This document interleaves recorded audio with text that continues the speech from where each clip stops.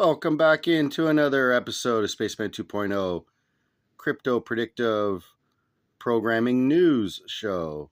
So let's get into some headlines that are coming in the last few days. Top headlines you shouldn't miss. So with that being said, right at the top, Ottawa unveils a rapid stablecoin framework positioning Canada for digital monetary sovereignty. Federal budget confirms Bank of Canada will administer new stablecoin legislation with a 32-page framework released just days later, marking lightning-fast movement from Ottawa. Like they weren't ready with that 32-page for the 32 degrees of Freemasonry before you're the 33rd. They love the number 32 anyways. Regulations ban non-bank issuers from offering any form of yield and empower the BOC to levy penalties and trigger national security reviews. Oh, isn't that kind of scary? Regulations ban non-bank issuers from offering any form of yield and empower the Bank of Canada to levy penalties and trigger national security reviews. So what does that mean? If your crypto's on a particular exchanges or something that are, not necessarily are non-bank issuers, so then they won't be allowed to give you yield. So you better make sure your crypto's on accredited, right there, accredited exchanges. Like maybe one that's FedNow and DSA approved and working with Temenos, Clover Connect, Google.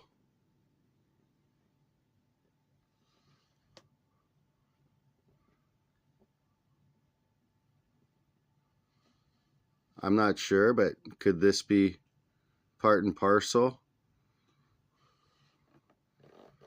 Who's considered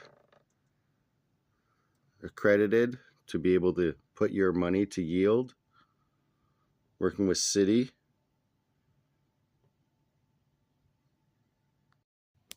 So we went over this before, but it's necessary to take a look at it again. The Digital Banking Network, TDBN, building the world's most customer-centric digital asset banking network using blockchain technology.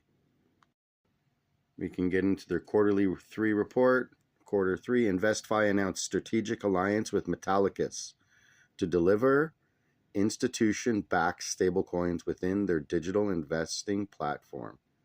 Metallicus, the core developer of Metal blockchain and a leader in compliant blockchain infrastructure. We're just talking about that compliancy.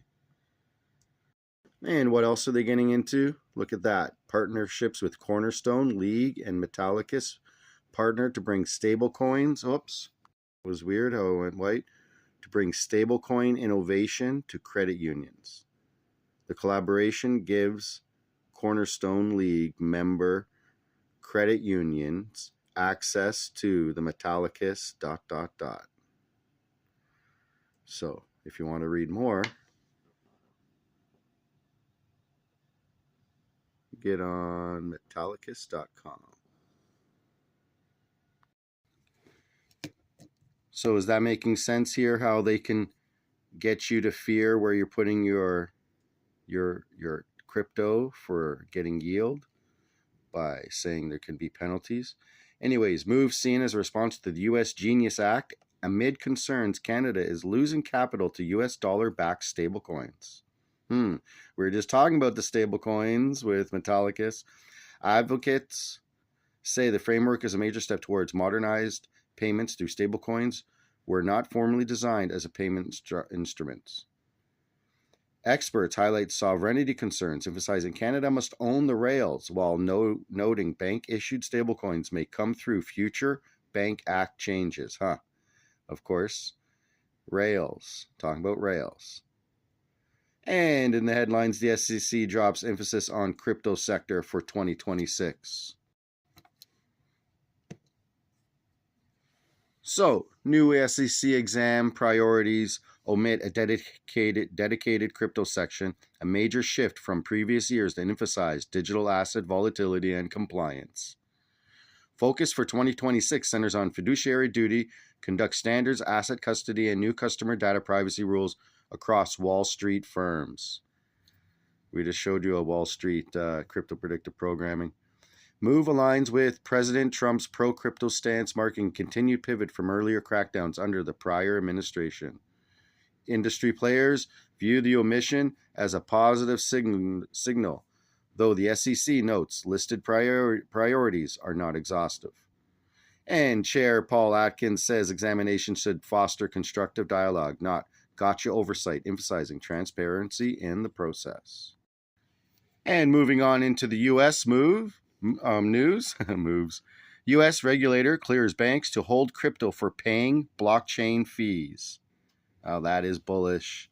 U.S. regulator clears banks to hold crypto for paying blockchain fees. The OCC issued interpretive letter 1186 confirming banks may hold crypto on their balance sheets to cover gas fees for blockchain transactions. If that's not bullish, come on, people. This is not financial advice, by the way. And the only one that has truly worked with the OCC is Metallicus to get their BSA approval. And I showed you that another day. With that being said, you'll have to read the rest on your own because I'm coming to an end. Take care and bye for now. Spaceman 2.0 and I'm out.